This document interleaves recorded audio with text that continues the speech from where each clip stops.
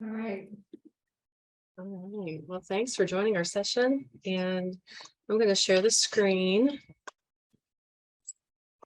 We are happy to be supported by our district and collaborating with them with project-based learning for our kids at Tilden Hog Elementary. We are a K-5 school, and we have about 215 students here at our school, and we have demographics of about 60% free and reduced lunch. We have a wide range of special education needs, a lot of intervention needs. I know everyone does in the state because of COVID especially.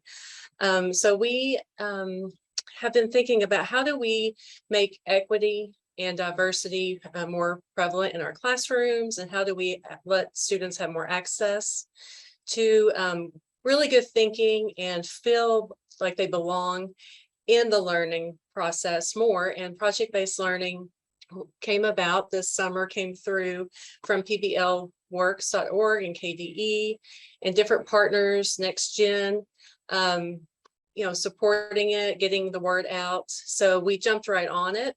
As principal at Tilden Hog, I just shared it out with teachers this summer, and right away have 3 teachers sign up voluntarily for the PBL Works training.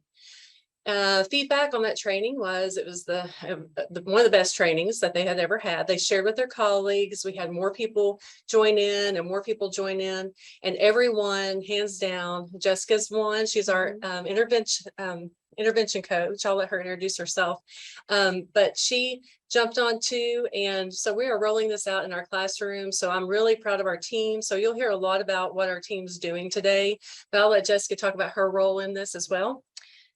So I'm an instructional coach for the district, and I am working with Tilden Hog this year, but I'm also doing a dual role. And so I am working with a 3rd grade classroom this year as well, which has been extremely eye-opening because it allows me to see both sides, especially with the PBL Works and the trainings that we've done.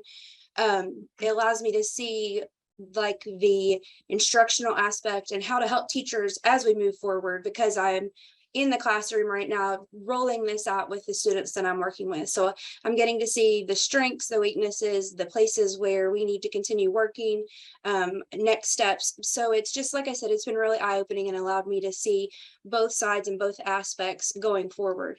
As Brandy mentioned, the PBL 101 training was amazing. And, coming from the classroom, like PBL, project-based learning, has always been something that I have loved to do. And so whenever I took this training over the summer, which was very intense, it was like an intense 3-day training in your face. You are developing your project, you're going through the gold standard, you're going through the rubrics, you're learning all about it. I came into the training knowing about project-based learning because it's how I've always taught, but I still learned so much, and I was able to apply all of the things that Amanda Clark and the other people that were in my training taught me to make what I had already done even better, and how to make it gold standard, and how to get the community involved, and how to create that final product so that our students could collaborate with the community piece. So I can't stress enough how much the PBL Works and the PBL 101 training has just significantly impacted the instructional process and the things that I have learned along the way as well. We have some partners that have joined us here today. Before I get started with this presentation, Abby Labor has been a great help with KEDC, and all of her team with the Deeper Learning team has partnered with us in Round County and at Tilden Hog in so many ways. So reach out to them if you want to help getting this going. They've been so creative in how they've helped us, and you'll see that throughout the presentation today. And also Brandy Carver and I created this presentation. We've adapted it today, so she's on here as well. So that, Brandy, you'll see some things that we've presented already. So as we've introduced ourselves here, and our contacts are on the last slide. We have a lot of information throughout this today that you can take back to your teachers, to your schools that you work with, and have models and resources. This is a great video of our why. So that is our why. We're preparing kids for a workforce that we have not seen yet, and preparing them, all of them, to think and maximize their gifts and their skills for our world. So you in our classrooms for K through 5, we feel like project-based learning is the best way to do this because of all of the critical thinking, problem solving questions that they ask, how they work with teams, how they think outside of the box, look for problems to solve. Everything's based around a problem, how they reach out to different community members and make networking happen to further their thinking, further their understanding, to accomplish goals. These are our partners with Round County School District. We partnered with all of these. We really appreciate all of our partners that help move us forward, and books that we've studied, and things that have helped us feel confident in rolling this out. And so Jessica's going to tell us some about our PBL gold standard practices and elements. Okay, so with our components of a gold standard, we've got two different like design element, or two different little circles here that we're looking at. One of them is the 7 essential project design elements, and then the other is the 7 project-based teaching practices. So the design elements really come into play whenever you are working through and developing whatever your PBL project is going to be. The goals obviously are, the key knowledge, the understanding, the success skills, and those are both for the design elements and the teaching practices. But huge components of the gold standard for the design elements are authenticity. We want our students, the things that they're working on, to be real life problems that they come up with and that they are actually creating solutions for. It's not just what if this could happen, this is actually a problem that we see within our own everyday life in some form or fashion, and then we are actually going to help solve that problem. So it is very authentic for our students, which ties in with the level of engagement. Next is the student voice and choice. And again, everything is based around students here. Students have the voice and the choice in what the project even is. Some of our classrooms left it up to our students completely to develop a problem. So students are definitely getting choice and voice in the projects and in designing. There is constant reflection in developing the projects, but also reflection with our students. We are constantly going back and critiquing and revising based off of the data that we've received, or based off of, the milestones in the project, or things that we have seen that have happened because of this. Now we need to do this. So there's that constant reflection piece. And then probably one of my favorite parts is the actual public product. And again, in the past using PBL, I feel like that is what my projects are always missing, because I didn't realize that was one of the 7 essential pieces of a gold standard project, was that public product.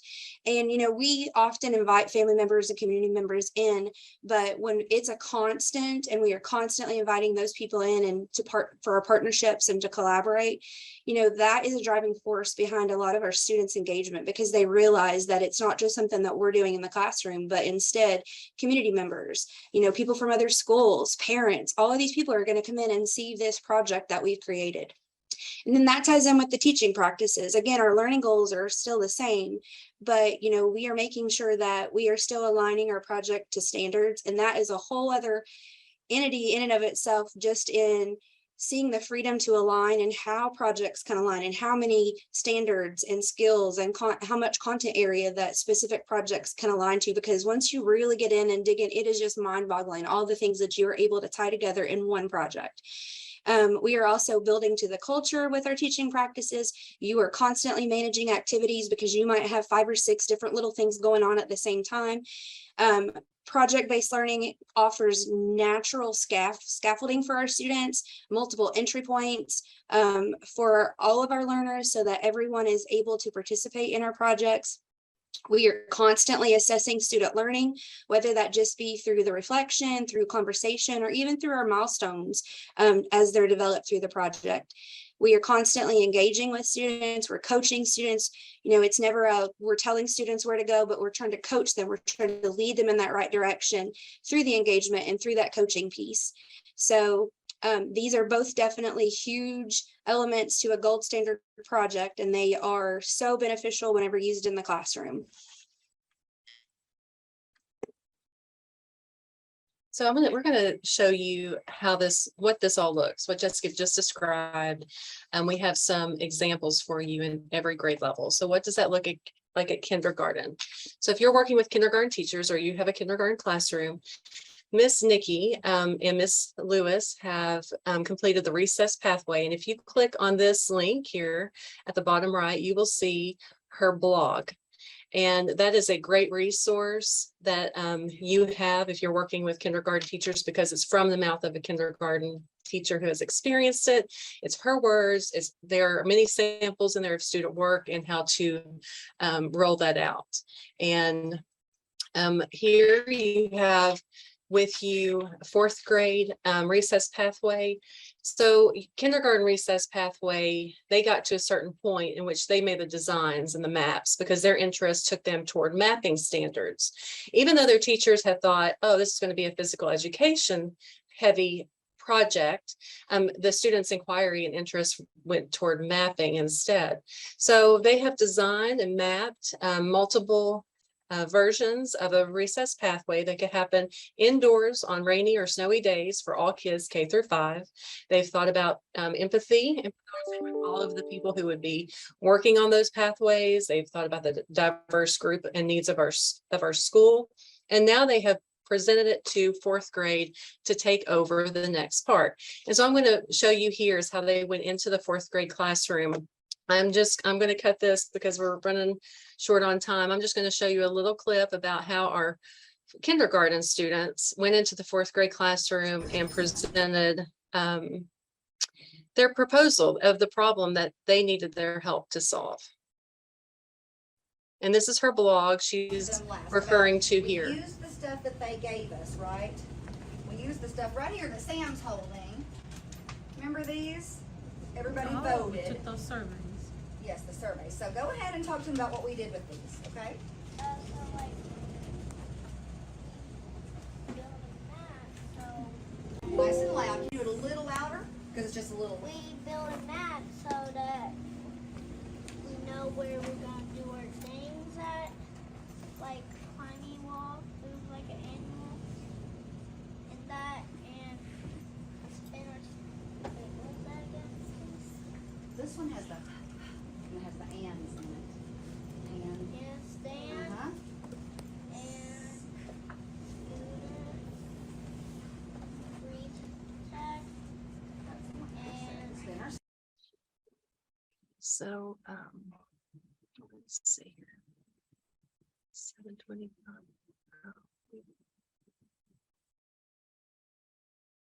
this is where we're gonna do our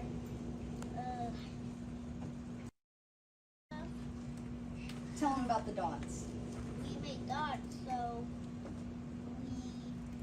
that we can know where the gym is. Yes, they've got a map here. And all those dots tell you what to do. And she's telling you that this is our gym. Okay, so it's got a map of where you can And do this these is our things. hallway. So you know how to get there. Okay, so that's what we've been working on. But now, Ashley, can you share with the class and Mrs. Graham what's going on now, though? We need enough money to buy all the things. We do. So we have a problem, right, guys? We need enough money to buy some things. Anybody remember what's on here that we need money to buy? Our little kindergarten climbing wall. What else? Scooters. What else? Spin or skip. Well, spinner skip is free. Handstand. What do we need for when we're doing our handstands? A mat. Something with a sock. A mat. Something really. Oh, darn.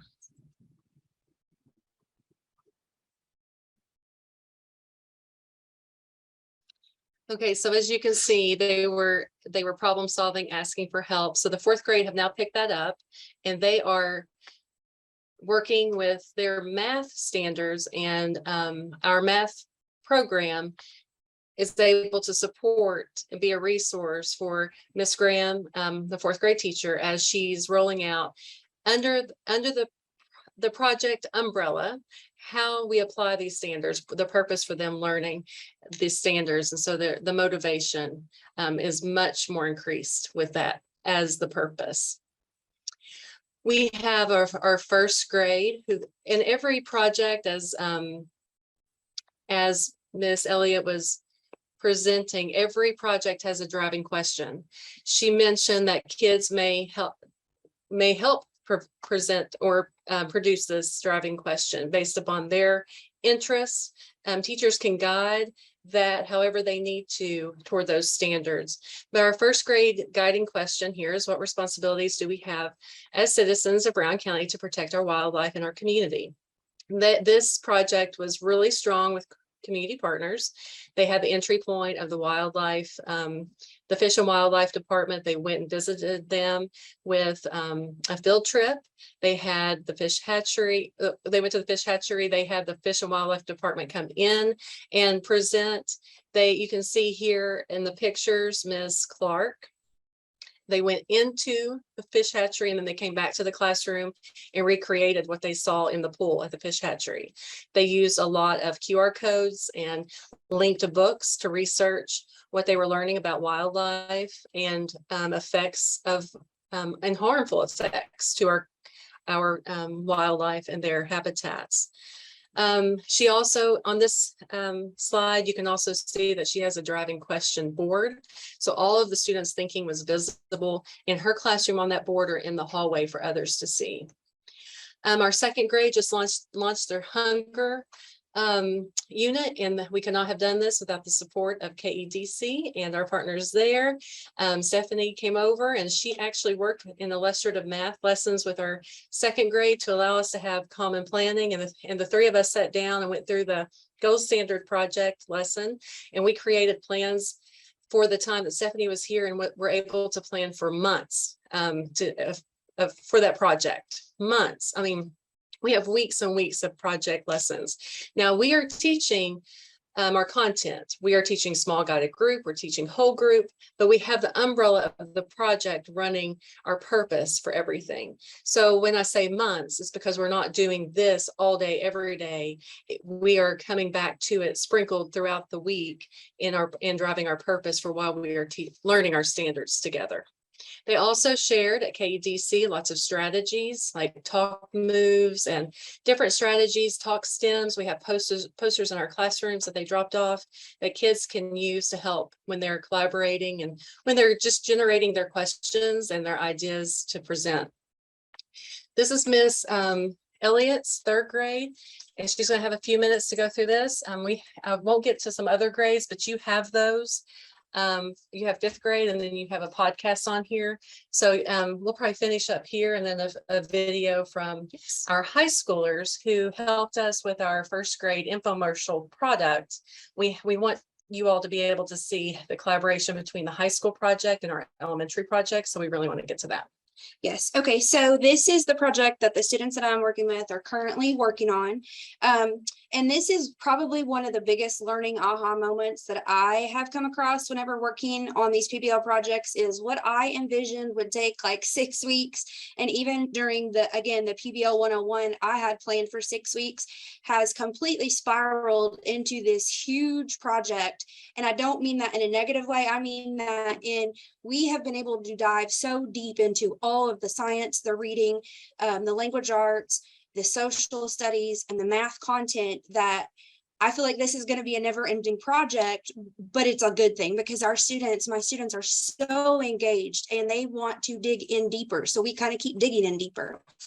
So again, one of our public products is we have a blog. It's a Google website, but it's a blog that has been kind of documenting our learning. And again, it is still a work in progress. We have had to kind of halt where we're at right now with the project because of the weather, because we actually have contacted someone and we need to excavate our ground here on campus. So we have to wait a little bit longer till the weather warms up and the ground isn't frozen. But so again, this is still a work in progress, but you know, in here, I kind of went through the background of like, what is PBL? How did we get there? Which again, I'm not going to click on that because you guys can go back and check this out later. But I feel like the really interesting part is just the launching our project and like, how do we launch these projects for students? So I kind of go through and talk about how we just started out just by taking a walk, you know, just taking a walk and doing some observation, coming back into the classroom and talking about like what we saw. And so from that, you know, these are pictures of us walking, taking a walk on our nature trail and checking out some of the sites that we saw up there. And so when we came back, we just had a discussion. And like Ms. Breeze just mentioned, we used some of those talking stems and we just had a collaborative class-wide discussion about, okay, well, what did we see? And from that, a couple of the things were, well, it's really dirty out there. And so as you can see here, we created our know and need to know chart. We talked about how only two of the 19 students had even been to the outdoor classroom. We were able to tie in some math there. From that, we also developed our next part of our poster, which is, well, we need to know why. So if we know this, now we need to know why our teachers and our students aren't utilizing. So from that, we kind of created our driving question, like, what can we do to our outdoor classroom to make students and teachers want to use it more? So from there, the students brainstormed, they created lists of why they thought, you know, our outdoor area wasn't being used, which ties us into the next piece here, which is gathering our data. And again, this is all student created. So I realized that some of this, the wording on this poster isn't the best, but it was student created. And you can see some of the issues that they came up with. And again, you have to guide students, but letting them just put down thoughts and put down ideas is huge, and just letting them that voice and choice piece. So from there, we started tying in some of our technology and math standards, which tied in again exactly with our illustrative math curriculum. Students were able to gather data from teachers and students throughout the building. They came up with a reason why our outdoor area wasn't being utilized. You can kind of see the screenshot here. And it all boiled down to basically that they didn't want to use our outdoor classroom because there were too many overgrown plants, weeds, poison ivy, etc. So that tied in with our next piece, which is our community experts. And this is kind of where we have left off on here right now.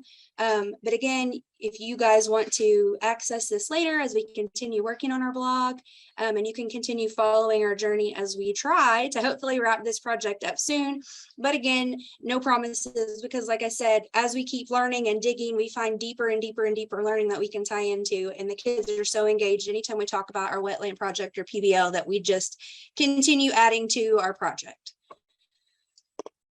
Okay, I'm gonna pop over real quick to, oh, yeah. Not real quick, real slow. I think you'll have to go I'll back have to do it again. Okay. Okay, so we're gonna pop over real quick to some of the last slides here. You can see our 5th grade overview. She has a link here with her slides. If you want to a deeper look into their work, you see their driving question there. We have our school podcast is up and going now. You can double click on this picture over here, the Mustang podcast, and get to our Twitter. Follow us there, and you can also listen to our first episode. Before we get to the video, for a second. We have bumps in the roads here for you all. You can see some of the things that we struggled with, how we supported our teachers through struggles and with our partners. And tomorrow night we have at 5:30, we have our exhibition of professional learning about PBL. So we have many teachers in kindergarten, 1st grade, 3rd grade, 5th grade, high school that will be there, and I'll be there as well as the administrator, kind of just sharing what we've learned and reflecting on that to help others as they're preparing or during their journey. If you have any questions, here are our contacts on the last slide, but I'm going to leave us with this video. This was created by our high school students for their PBL and about our 1st grade student PBL. And our 1st grade was working on, I'm sorry, I'm getting ahead of myself. This is a snapshot of how our teachers feel at different grade levels about PBL. They also help our high schoolers also helped us with our infomercial, and I was getting that mixed up. But this is a commercial that our high schoolers made from Tilden Hog and RY and what we've learned. So I know some of you all will have to pop out during this, but I'll leave it running until it's over. Thanks for joining us.